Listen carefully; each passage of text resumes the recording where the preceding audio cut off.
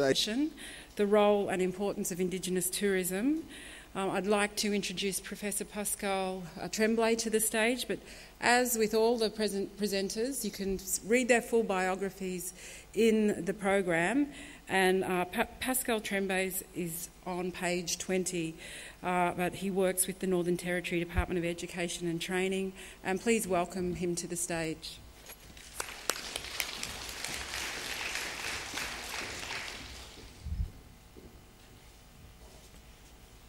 Good morning, everyone. Thank you for the invitation. It's a good manner to acknowledge the owners of this land, but also of all the locations in the Northern Territory nations that are represented internationally. My role today is, in the grand title of my presentation, which I had nothing to do with, is important, and I hope I will contribute usefully to that expectation. The previous speaker, and Anita, has done a great job, and I'm lucky that I had guessed well what her presentation would be like.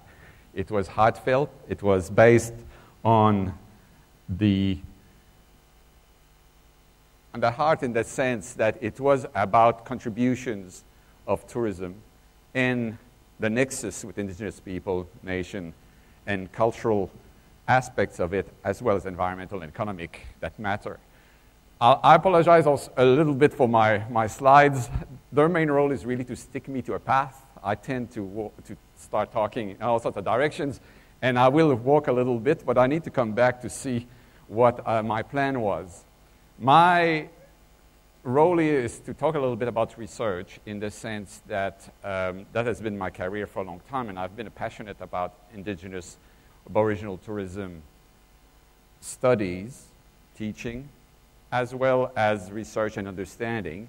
And I will take a slightly different slant by linking today the significance of that entity, concept. We call it a sector, or sometimes we can call it a project when we think about the future, to important challenges. And those challenges I will try to link back to research that was undertaken in Australia.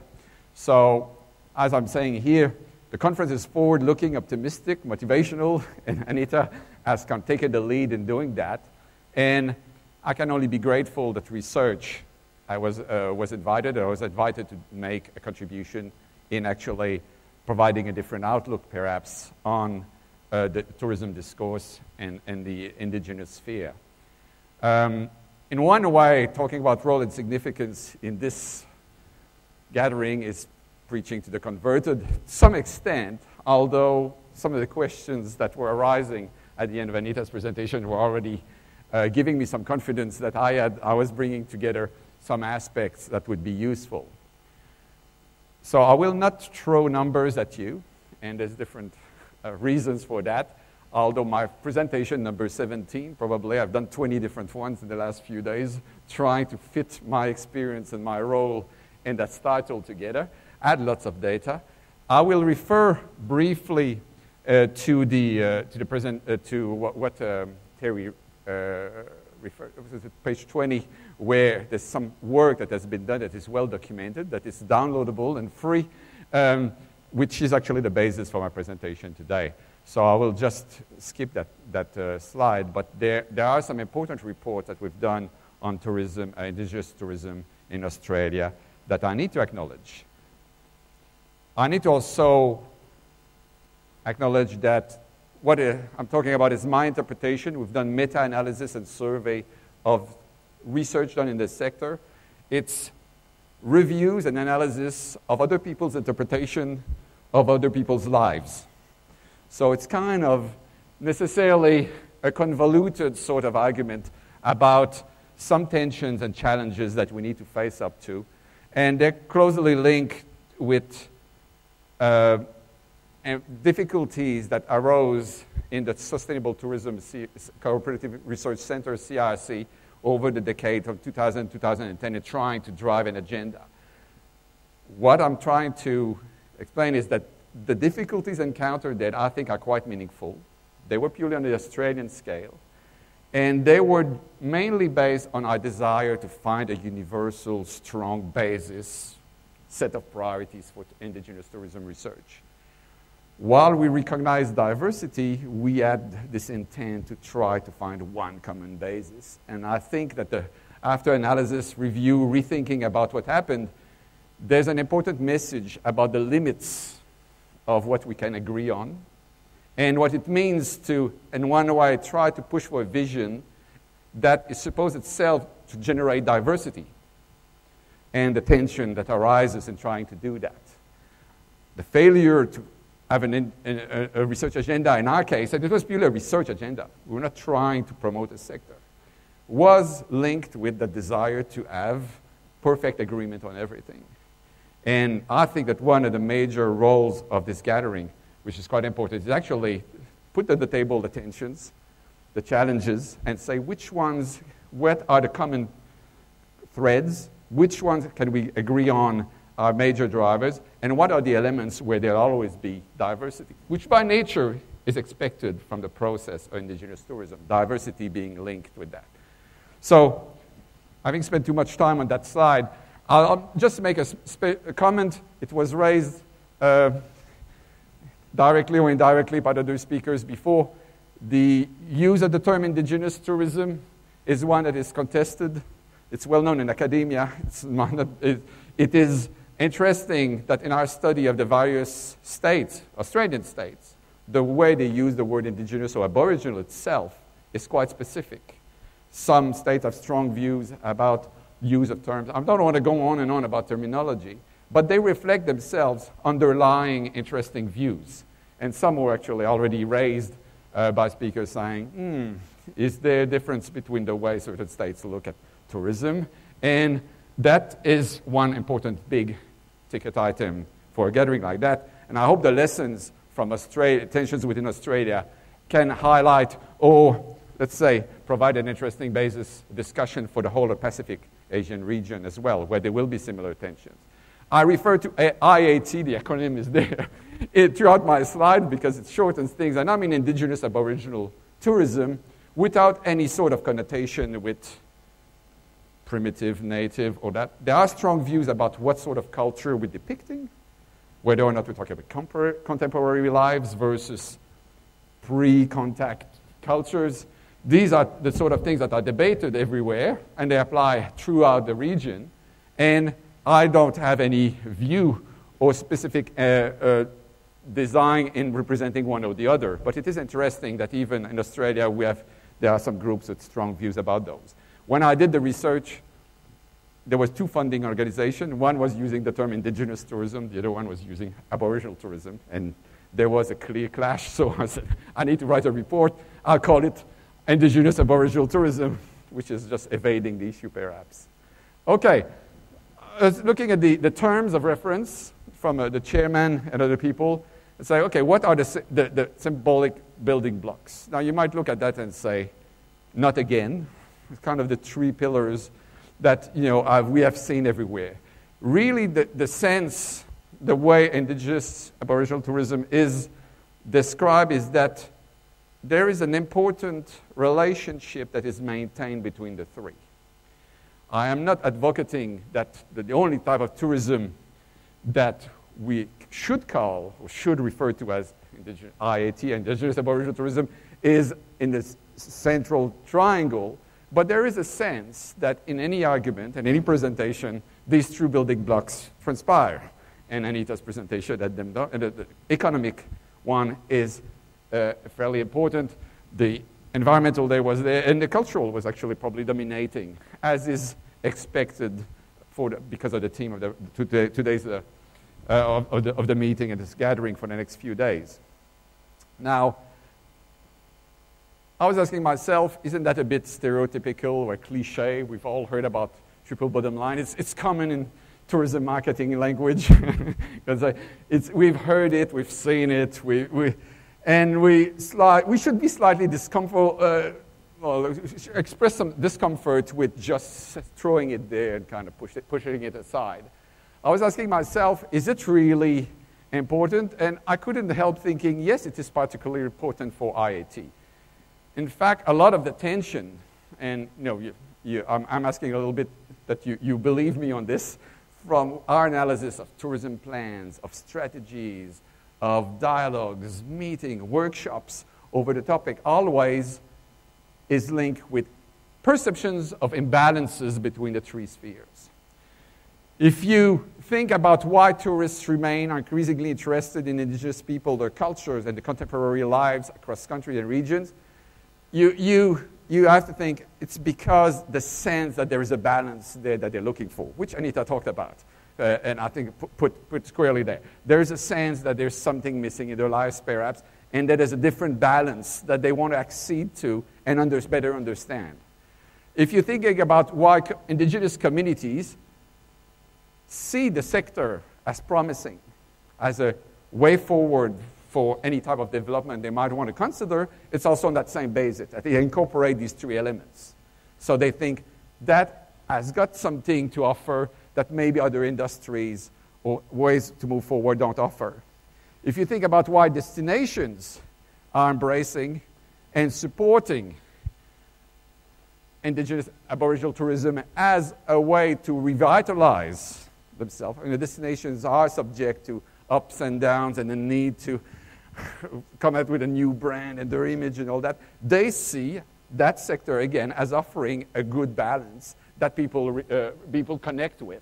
So in a way, it's an extension of the first argument. And it's the reason why policymakers are so always putting cultural tourism as the number one, not necessarily thinking in great depth about what it means in terms of implementation, but they always suggest this is the way forward, and why researchers are interested in it, like me, as I have been for a long time. So sorry for, again, these long slides, but as I said, it's to keep me on track here. So the challenges posed by the key building blocks is that as we embrace those, we put them forward, we say this is the way forward, there's great exposure, and we're making great claims that lead to great responsibilities. In other words, when people look at the sector, the media, academic researchers, they say, oh, is it really bringing results in the three spheres? That is a big challenge in itself. We say, we're going to do this, we're going to advance that, we're going to change that. We expect to be able to demonstrate positive advances in those three sectors, which is not a small challenge at all. Now, that happens at the micro level as well as the broad regional or national level. So when people say, oh, is indigenous Aboriginal tourism really making a difference? They want to see at the national level that it has really scored points on these three planks. We know there's big tensions between them. There's promise of bringing them together, but there's huge tensions. Same thing at the micro level. Say community X in that place, very remote, has it made a difference on the three levels? I will suggest in my last slide that this is a big ask. In fact, sometimes maybe our expectation of what the sector can do might be exaggerated, given the fact that we've got challenges there that huge bureaucracies, governments, spending millions of dollars have not been able to address. Economic disadvantage and lack of participation, cultural preservation, and environmental degradation. And we think that indigenous Aboriginal tourism is going to fix that with a private sector component in it.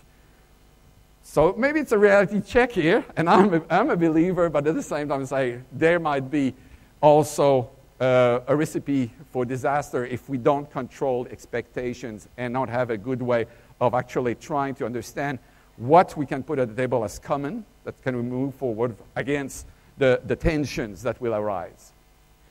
So I've got this, I don't need that.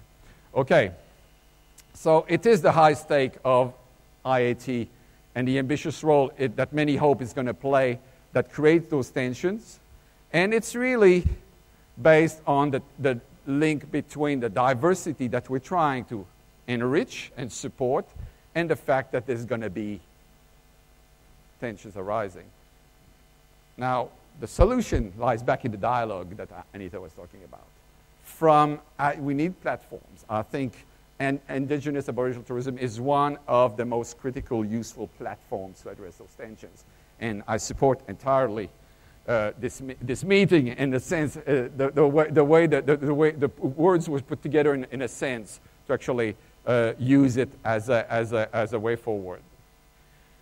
Now, I'm just going to talk about a few tensions that our research has identified. Some of you will be familiar with them, and again, it's based on Australian context.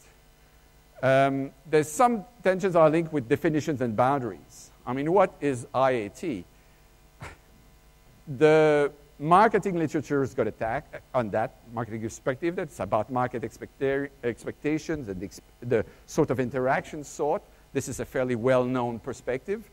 In our analysis of strategies plan various tourism jurisdictions' outlook, there were some very distinct approaches. Others emphasize the cultural product distinctiveness. Some states say this is an indigenous tourism experience or product, and that's what defines the sector. Obviously, it might be a bit narrow. Others emphasize the degree of indigenous involvement. Okay, obviously, if there's a broader, in some countries, there's already such a well-developed set of stakeholders, maybe the best way to think and define and create boundaries, because sometimes you need them, is to look at the extent of the involvement. Mix of stakeholders and the three spheres, environmental, cultural, and economic, is another way of looking at it, and there's at least one jurisdiction in Australia that says this is the way to define it. You need to have the three to call that an indigenous Aboriginal tourism experience. Okay, and other approaches exist. Some people link it with land. There's the community participation approach. If you're familiar with community-based tourism, there's a whole movement out there that says this is what is indigenous and not, and you need to have community. And some people would disagree with that. And so that is quite important in terms of setting the fact that we need to actually put these on the table and discuss them in this forum.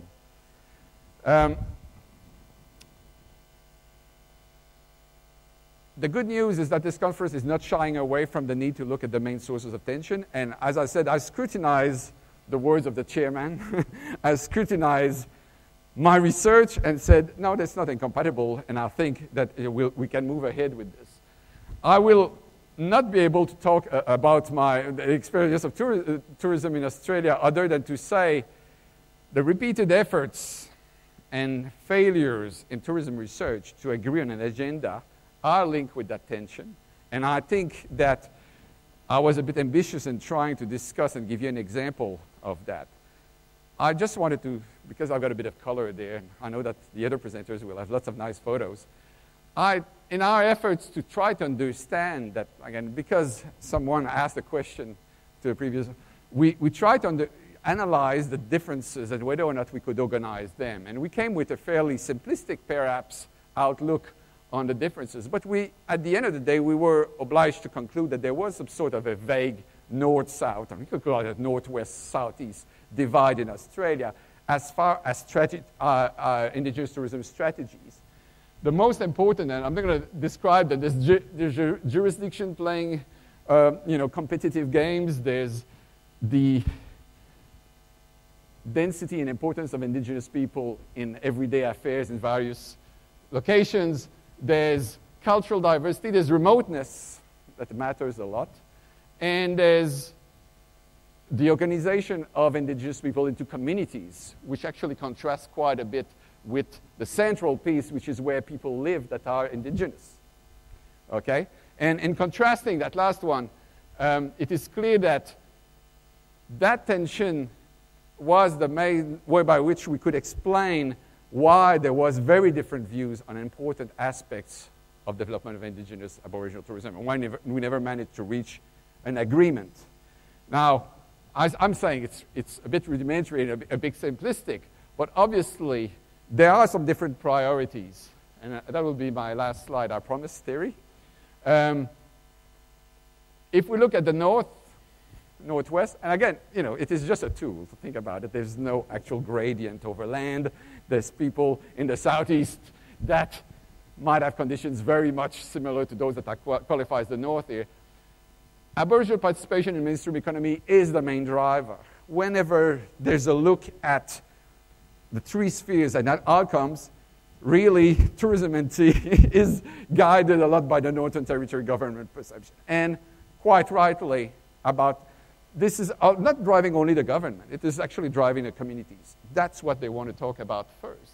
The Southeast, it's clear in their sets of operational targets that fit with the tourism marketing, skilling, upskilling, and aspects of actually contributing to an equal quality, which I think the minister talked about, is higher priority than economic participation, where there's greater opportunities, there's more choice. Same thing about cultural distinctiveness, which I think it was on the main driver of the question we had after Anita's talk. The perception that certain types of assets, cultures, are fitting what the tourists want. And there's, in fact, all excessive, and John can correct me if that has changed, excessive enthusiasm sometimes by communities to be part of tourism, communities that are otherwise perhaps not ready, although it's a difficult thing to assess, versus a completely different outlook by the Southeast, where most indigenous people live, including lots of urban living, self-identified indigenous people.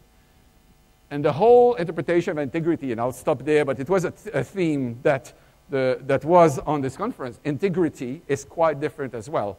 I don't have specific views on that, but I'd like you to reflect, and I hope it will be discussed in the next few days. Integrity, the connection with the land, this is the north of Australia, versus reconciliation discourse, political discourse, alternative presentations of the past in Australia, being much greater concern and driving lots of the local initiatives. I'll stop there.